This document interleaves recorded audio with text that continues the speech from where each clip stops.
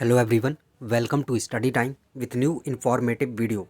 उत्तर प्रदेश लोक सेवा आयोग से जो आपकी एपीएस की भर्ती आई हुई थी, तो इसका जो पेपर है अच्छे से संपन्न हो गया है और निश्चित तौर पर आप अपने जो प्रदर्शन था उससे खुश होंगे अगर आपने मन लगाकर जो तैयारी है वो की होगी।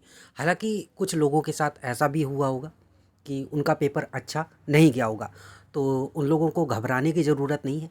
अभी ये कोई ऐसा नहीं था कि केवल लास्ट मौका था या लास्ट चीज़ थी। अभी और भी जो अवसर हैं वो आएंगे, तो आप उनमें भी अच्छा जो प्रदर्शन है वो कर सकते हैं।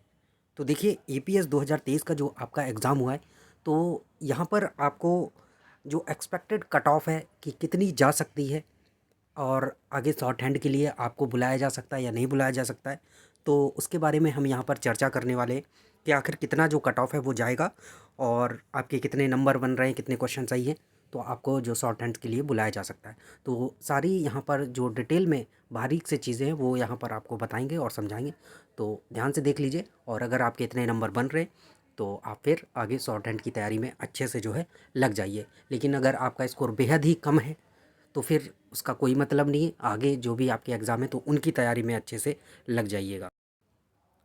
तो देखिए, कट ऑफ दो तीन चीज़ों पर निर्भर करती है। एक तो पेपर में अटेंडेंस कितनी थी, कंपटीशन कितना था मतलब, और पेपर का लेवल कैसा था, वो सारी चीज़ें। तो सारी चीज़ें पिछली वीडियो में एनालिसिस कर ही चुके थे, हम लोग बता चुके थे। और पेपर का लेवल भी आपने देखा ही है कि इजी टू मॉडरेट रहा है।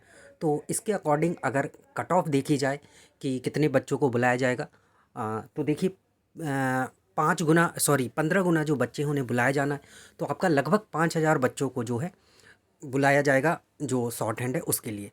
तो उसके अकॉर्डिंग जो कट ऑफ है वो कितनी जा सकती है वो यहाँ पर हम देखने वाले हैं। तो सबसे पहले अगर बात करें जनरल यानी कि सामान्य कैटेगरी की, तो अगर आपके नेगेटिव मार्किंग और ये सब हटा वटा के जो अगर आपके जनरल कैटेगरी में आपके 85 से 87 या 85 प्लस माइनस 2 या 3 कर लें, मतलब 85 के आसपास, ऐसा तो है नहीं। देखिए, पहले ही एक चीज़ साफ बता देते हैं कि हम जो कट ऑफ बताएंगे ऐसा नहीं कि एग्जैक्ट वही जाए, लेकिन एक जो एनालिसिस किया है उसके अकॉर्डिंग जो चीज़ें हैं वो यहाँ पर बताई जा रही है।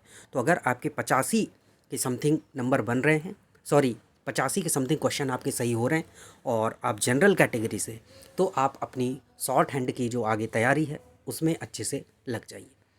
अगर अब बात करें ओबीसी की, तो ओबीसी की भी कट ऑफ जो है लगभग लगभग जनरल यानी कि सामान्य जितनी ही जाती है। तो अगर आपके भी 85 के समथिंग बन रहे हैं, इतनी ही लगभग कट ऑफ जाती है। तो 85 के समथिंग अगर आपके क्वेश्चन सही हो रहे हैं तो आप जो ओबीसी वाले बच्चे हैं वो लोग शॉर्ट हैंड में अच्छे से लग सकते हैं, क्योंकि ये बहुत ही, जो ये मानिए कि गोल्डन अपॉर्चुनिटी है। ऐसा मौका दोबारा आपको अपने जीवन में नहीं मिलेगा। अगर अब बात करें एससी और एसटी की, तो देखिए, अगर एससी की बात की जाए कि एससी की कट ऑफ कितनी, तो 80 नंबर के समथिंग जो आपका 80 क्वेश्चन है, अगर नेगेटिव मार्किंग हटाने के बाद 80 क्वेश्चन के समथिंग आपके बन रहे हैं, प्लस माइनस 3 इसमें कर लीजिएगा, यानी कि 80 के नीचे भी थोड़ा बहुत जा सकता है। तो इतना आ रहा है आपका, तो आप जो है अपनी शॉर्ट हैंड में अच्छे से जो है लग जाइए। बात करें अगर एसटी की, तो एसटी में अगर आपका जो है 75 क्वेश्चन के समथिंग जो आपके हैं वो सही हो रहे हैं, तो आप एकदम तैयारी में लग सकते हैं। तो ये यहाँ पर जो एनालिसिस किया गया था पेपर का उसके अकॉर्डिंग और उसके लेवल को देखकर और बच्चों का कंपटीशन और अटेंडेंस, ये सारी चीज़ें करके यहाँ पर जो कट ऑफ कितनी जा सकती है वो आपको डिटेल में यहाँ पर बता दिया गया है। तो आपके अगर इतने क्वेश्चन सही हो रहे हैं तो आप देखिए और एकदम तैयारी में अच्छे से लग जाइए। लेकिन ये ज़रूरी नहीं है कि जितना बताया है इतनी ही जाएगी, ठीक। लेकिन ये जो एक एनालिसिस था वो यहाँ पर आपको कर दिया गया है। तो चलिए, मिलते हैं न्यू इन्फॉर्मेटिव वीडियो के साथ, और अच्छे से लगे रहिए अच्छे से। और जिनका अच्छा एग्ज़ाम नहीं हुआ है तो वो आगे जो पेपर है उनकी तैयारी में अच्छे से लगे रहें।